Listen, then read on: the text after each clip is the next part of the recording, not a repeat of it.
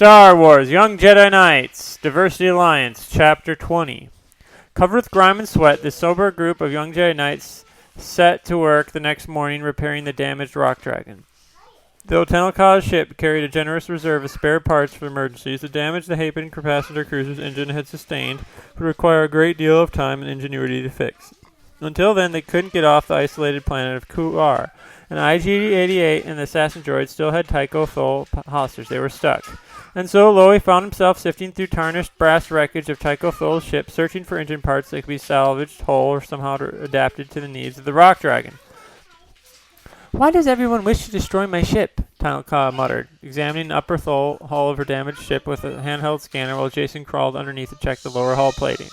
EMTD, already hooked into the ship's diagnostic system, generated a list of minimum repairs needed to make the passenger shuttle spaceworthy again, just so they could get home. From the engine compartment, which swallowed her up to the waist, Jane had tracked everyone's progress with a steady flow of questions and answers. Despite the circumstances, the companions found the demands of the repair activities both familiar and comforting. They had been through all of this before. More than once, Loey found his gaze straying skyward. He was hoping for a glimpse of Raba's skimmer, the rising star, but he knew the young Wookiee woman would not be back.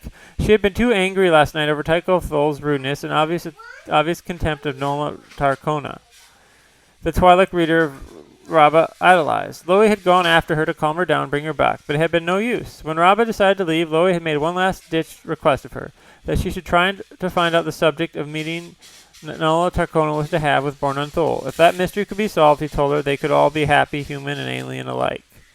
The suggestion had been a mistake. Raba had turned her anger on Loey, fierce he suggested that she could spy on her employer for this human so-called friends. She had stormed off toward her skimmer.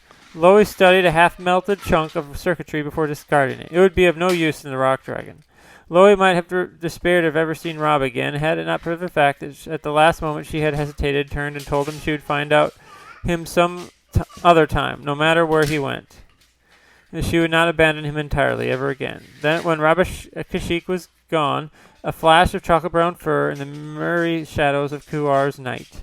Loey was certain Raba could have had nothing to do with the kidnapping of Tycho Thol. None of them had ever known the man was coming to Kuar, and she certainly hadn't had time to arrange for his abduction or to summon a band of assassin droids. He comforted himself with the possibility that his friend might get over her anger and send him some information about Nola Tarkona after all. She had to know how much it meant to him. Loey picked up a hunk of battered brass-colored hull plating and tossed it aside. He gave a roar of triumph. There on the ground lay a fully intact repulsor module that had somehow survived the destruction of Tycho's ship. Thoughts of Raba were swept aside as Loey ran to show Jaina his find. Now that the rock dragon was finally functional again, Jason watched with a sense of satisfaction as Kuar dwindled behind them in the viewports. He was glad to finally leave the dusty planet that had been caused so much trouble. "Next stop, Yavin 4, Jaina said as Loey prepared the passenger cruiser for its jump to hyperspace. "By now, Uncle Luke will be worried about us," Jason said. "We're already a day late getting back." "Rest assured, Master Jason," AMTD said. "I've calculated the most expeditious route for our return. We'll be there up in a matter of hours." Loey reached up to the little droid who sat mounted on the control panel and gave him a pat. "Still wish we had some way of contacting Raynar and his parents' fleet," Jaina said.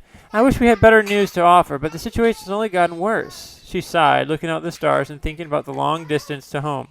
"Okay, punch it, Loey." The rock dragon made its jump, and hyperspace extruded the stars into glowing lines around them. Loey gave a thoughtful rumble.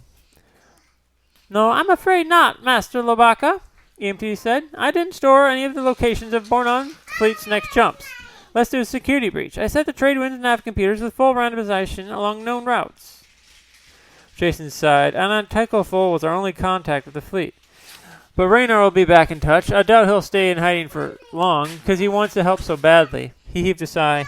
"I don't know about you, but I dread having to tell Raynar that not only didn't we find his father, but we lost his uncle as well." "These are not facts," Tenelka said. "We didn't find evidence of Born on Thol and Kuar, and Tycho's abduction was beyond our control. It's part of a larger puzzle."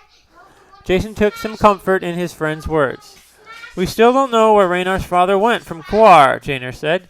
"We only have few clues and a lot of galaxy to cover." "Hey, maybe once we're back on Yavin 4, we can contact Zeke and see if he's run across something that might help," Jason suggested. "He wanted to be a bounty hunter after all." Jaina nodded, brightening a bit at the word. She longed for an excuse to contact Zeke and hoped that he might one day come back to them. Loie added that he had asked Rabakash to send him any information she might learn about Borna and Thol. Ah, Tanaka said. Aha, I am glad I know my family is safe, with only intrigues and assassination attempts at the royal court to concern them. I think we should all go to the Great Temple's comm center when we get back to Yavin 4, Jaina said, and check in with our families. All the young knights voiced their enthusiastic agreement. An excellent suggestion, EMT said, and I shall look forward to exchanging code with C-3PO again. The young Jedi Knights chuckled at the little droid's comment at the rock dragon as the rock dragon streaked back towards the Jungle Academy and at the Jedi Academy in the Jungle Moon.